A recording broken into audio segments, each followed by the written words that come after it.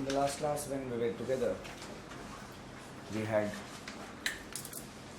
initiated our discussion on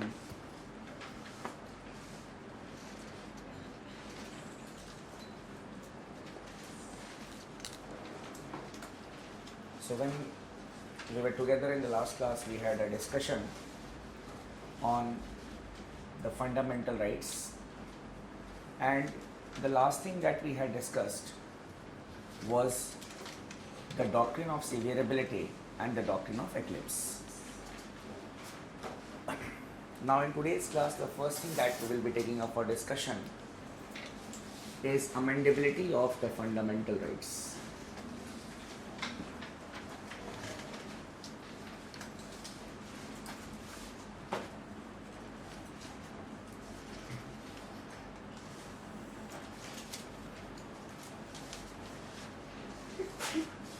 Amendability of the fundamental rights. Under it, we will be discussing that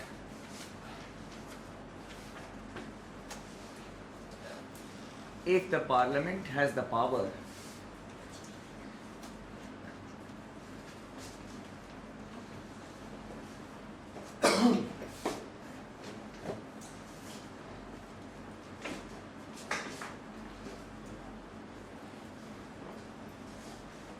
to amend the fundamental rights.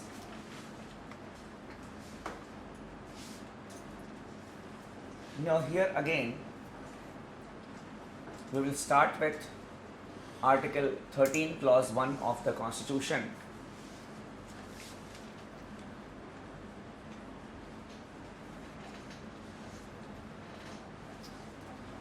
And we had discussed in the last class that Article 13 Clause 1 says that any law which comes in conflict with any of the fundamental rights to be declared as null and void to the extent of such inconsistency.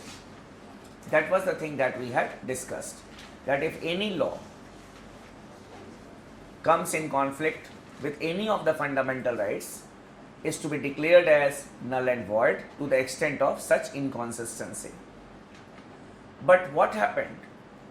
That the First Amendment Act 1951, it added Article 15 Clause 4 in the Constitution.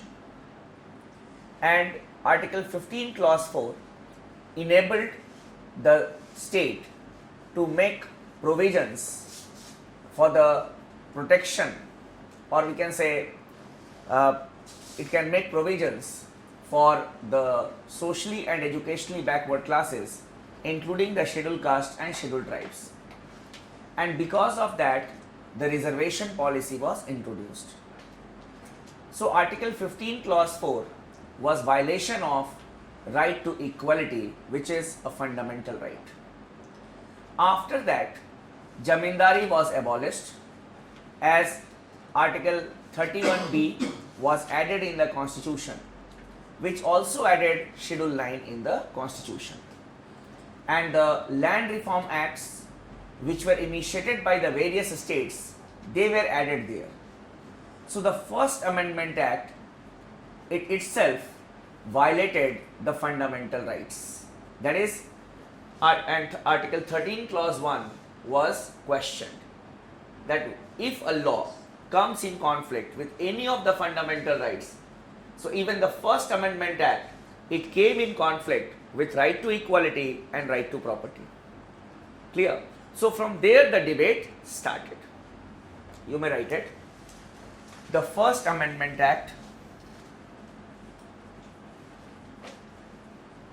1951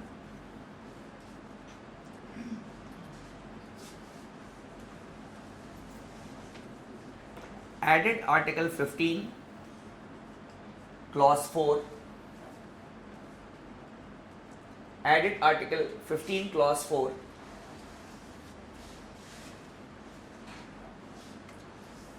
which enabled the state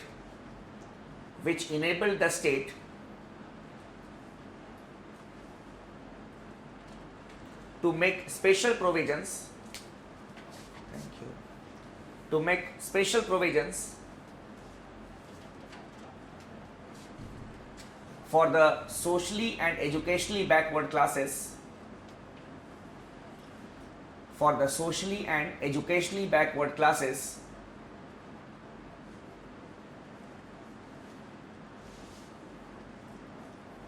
including the scheduled castes and scheduled tribes, including the scheduled castes and scheduled tribes.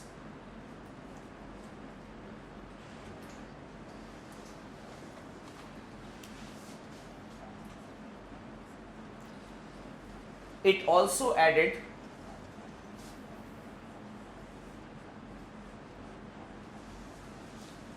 Article 31B. It also added Article 31B and Schedule 9 in the Constitution, and Schedule 9 in the Constitution,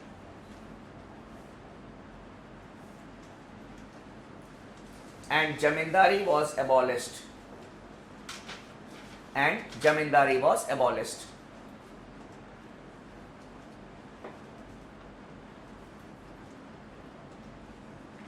So there can be a question in your mind that addition of Article 31B and Schedule 9 in the Constitution, how it abolished Jamindari.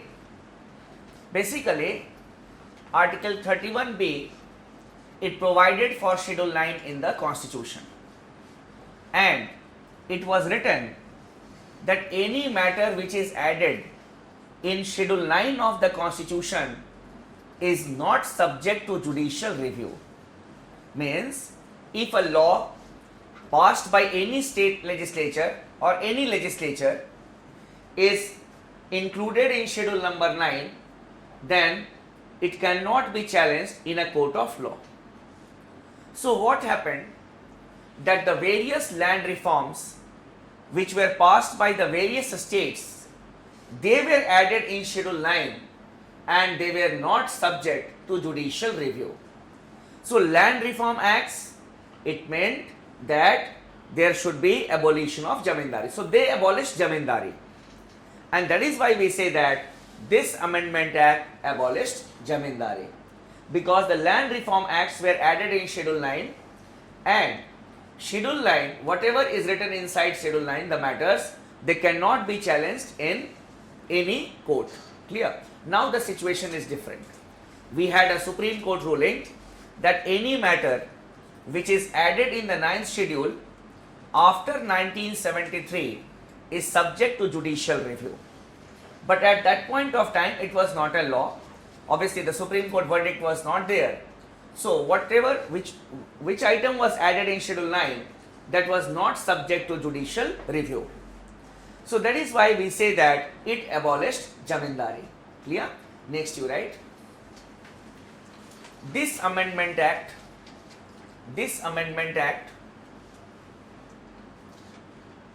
violated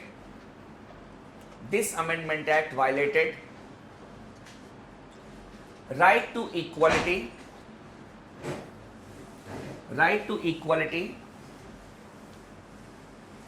and right to property.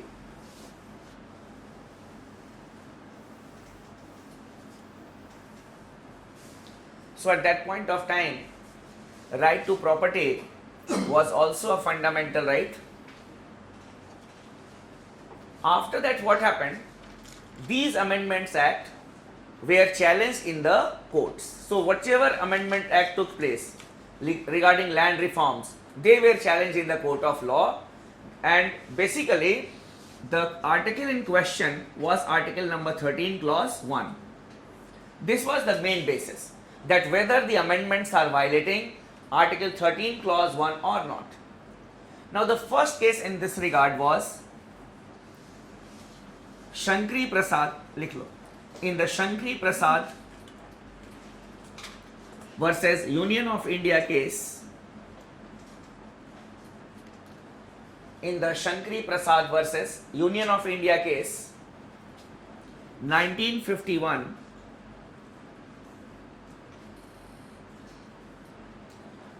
the Supreme Court held that the Supreme Court held that the Parliament has the power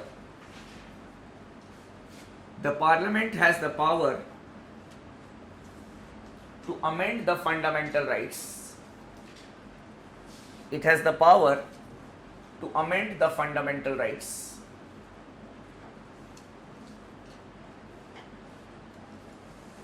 Then, in the Sajjan Singh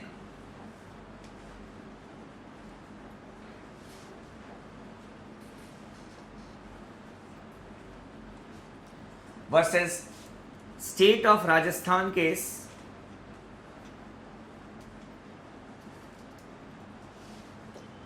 Sajjan Singh versus State of Rajasthan case,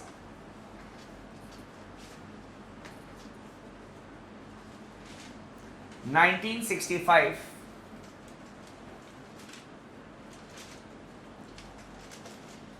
the Supreme Court upheld its earlier decision. The Supreme Court upheld its earlier decision.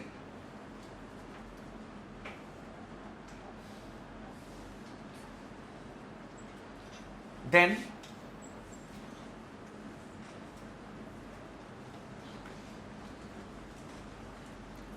in the Golaknath versus State of Punjab case,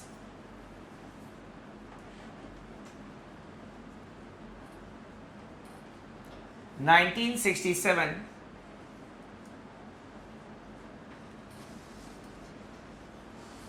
in the Golaknath versus State of Punjab case 1967, an 11-judge bench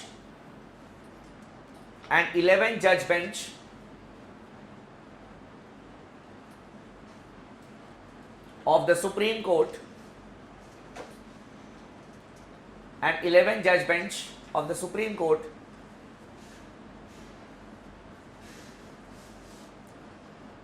by 6:5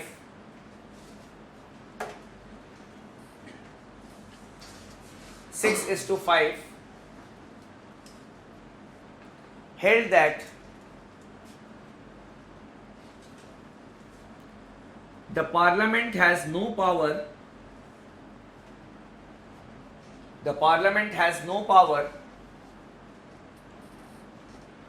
to amend the fundamental rights, has no powers to amend the fundamental rights, and it is violation of Article 13 Clause 1. It is violation of Article 13 Clause 1.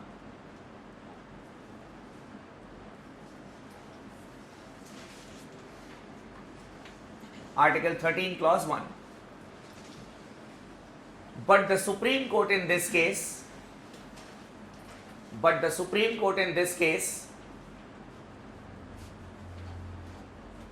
gave the doctrine of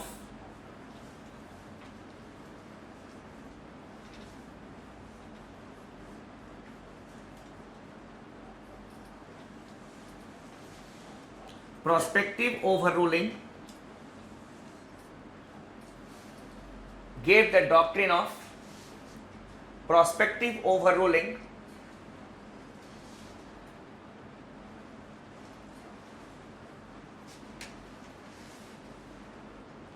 that is the judgment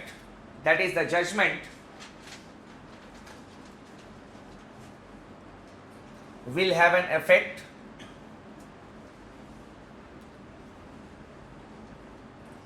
from a future date.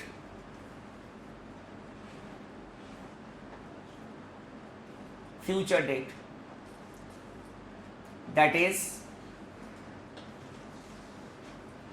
it will have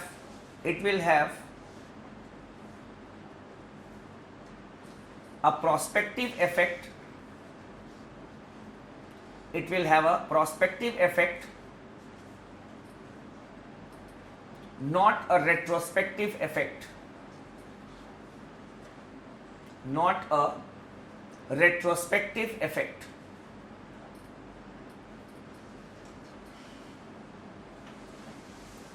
So the Golaknath case basically was a revision of the earlier decision of the Supreme Court. Now in the Golaknath case, basically I mentioned here 11 judge bench, then I said 6:5. In the judiciary or in the courts, we have got benches. That is the number of judges who hear a case. There are 3 types of benches in a court. We have a single judge bench,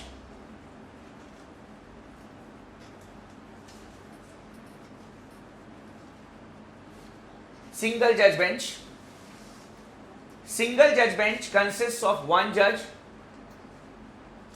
and it is found in the high courts and the subordinate courts.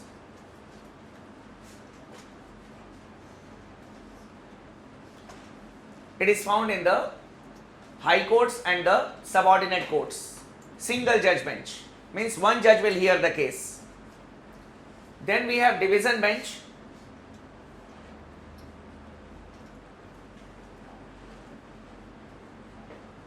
Division bench, it consists of 2 judges.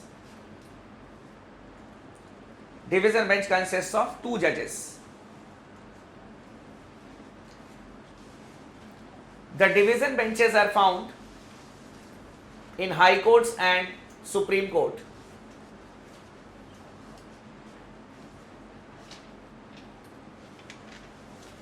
If a criminal or a civil case is in the Supreme Court, it is always heard by a division bench. There is nothing called a single judge bench in the Supreme Court.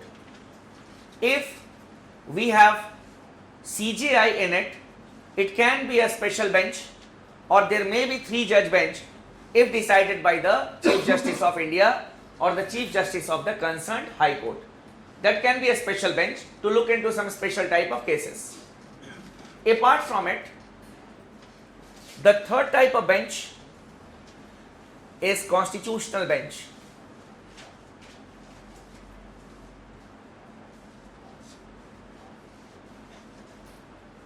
Constitutional bench. It consists of 5 or more judges. Consists of 5 or more judges. As the name suggests, constitutional bench.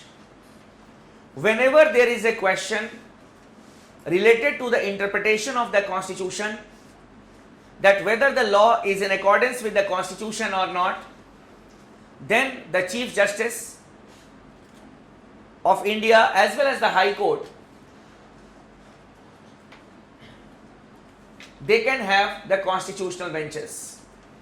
A constitutional bench consists of a minimum of 5 judges.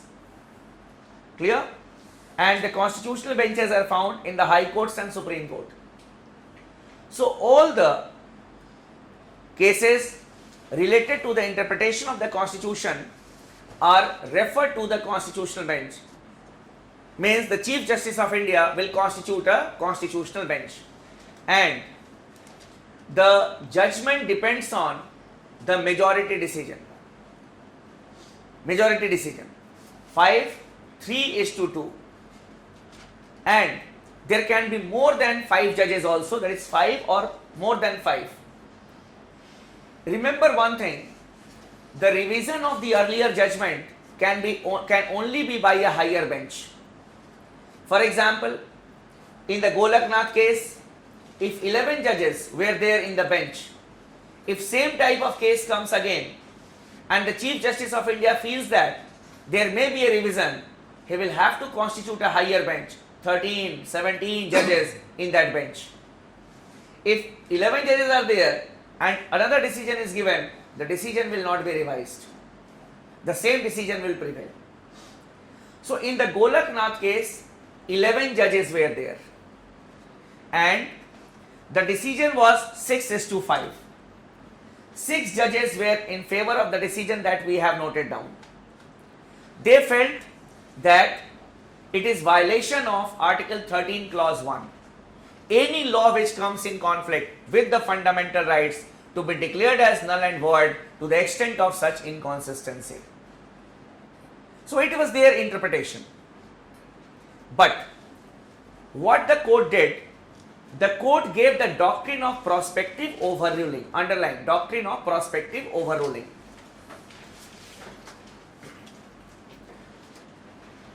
Because such type of cases may be given an effect from a back date. So the court clarified that this judgment will have an effect from a further date, not from a back date. Otherwise, all other constitutional amendments would have been declared as null and void. So it saved the earlier constitutional amendment acts, and it held that it will have prospective effect. The judgment will have prospective effect, not a retrospective effect. Whatever has been done has been done, but from the future, this is the judgment. Then it was a setback for the government, because the government or the state, what it had done, it had amended the fundamental rights, and then the Supreme Court says that it cannot be challenged in a court of law. So in reaction to the Golaknath case, the Parliament, it passed the 24th Amendment Act. You may note it. The 24th Amendment Act 1971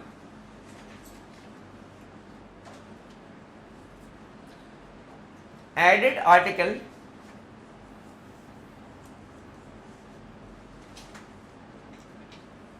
13 Clause 4 in the Constitution. Added Article 13 Clause 4 in the Constitution.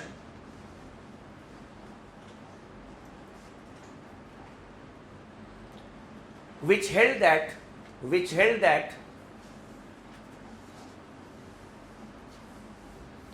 an amendment to the Constitution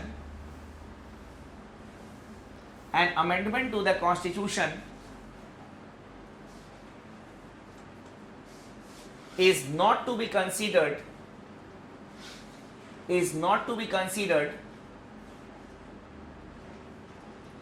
as a new law. Is not to be considered as a new law.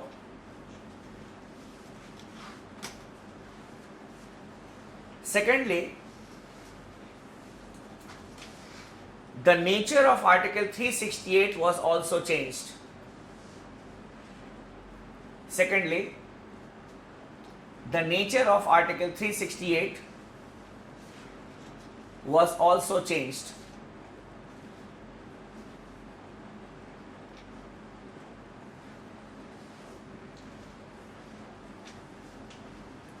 Now it provided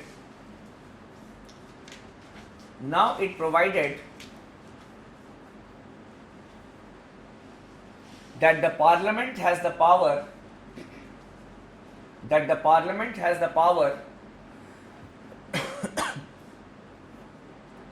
to amend any part of the Constitution. Any part of the Constitution.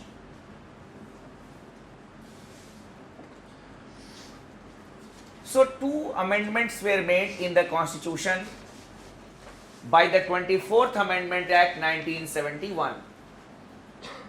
First of all, it added an article in the Constitution, Article 13 Clause 4.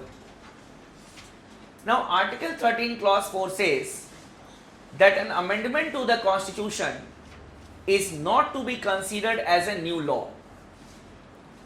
You say Article 13 Clause 1 says any law which comes or which is inconsistent with any of the fundamental rights. Now when it is said Article 13 Clause 4 says that an amendment is not a law. So if through an amendment a law is made and that comes in conflict with the fundamental rights, then it will not be declared as null and void, because it is an amendment, it is not a new law. It is nothing but just putting the things the otherwise. Because when you are amending the constitution, you are inserting something, it means that you are making a new law through an amendment. But once you write the things in black and white, and if tomorrow the constitution says, if the Supreme Court says that this law is null and void, then the state will say that it is not a law, it is an amendment. Then the Supreme Court will say, where it is written that it is not a law? You see, it is written in Article 13, Clause 4 that an amendment is not a law. Clear? So it is just holding the nose here or from here. The meaning is the same. But when you write something in black and white, obviously you can show it as a document. So it was nothing, just playing with the words. Because when you write an amendment is not a law, obviously Article 13 Clause 1 say any law. So it is an amendment, it is not a law. Then earlier Article 368 said power of the parliament to amend the constitution. Now the nature was changed. Power of the parliament to amend any part of the constitution. Any part will include the fundamental rights also. It was contested in the Keshwanand Bharti versus State of Kerala case. You can write it. In the Keshwanand Bharti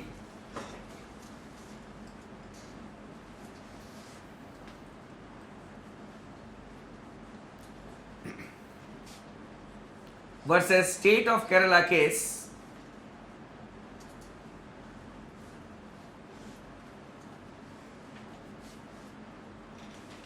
(1973), the Supreme Court gave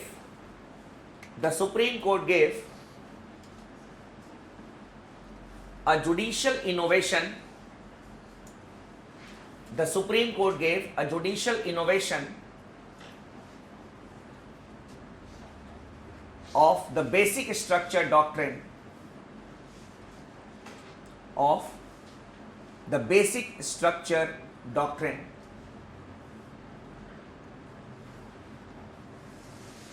The court held that the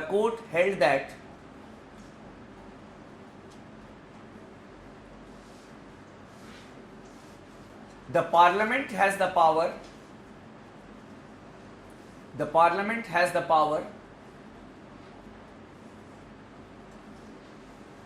to amend any part of the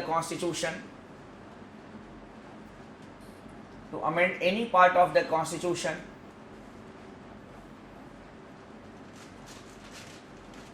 but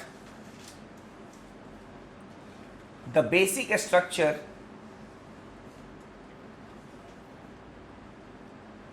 not to be disturbed.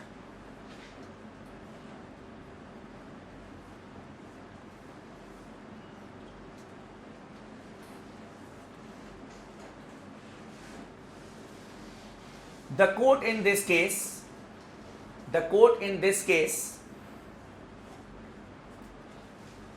did not elaborate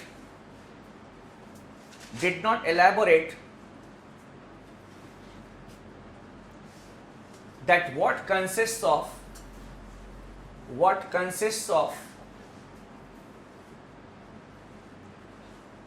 the basic structures of the constitution.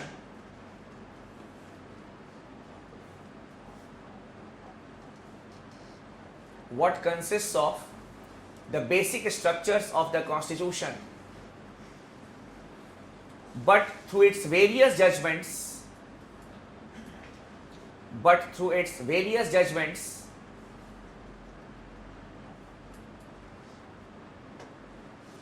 we have come to know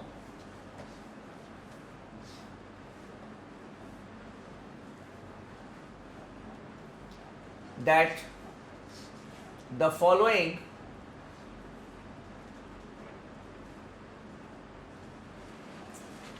aspects constitute the basic structures of the constitution. constitute the basic structure of the constitution.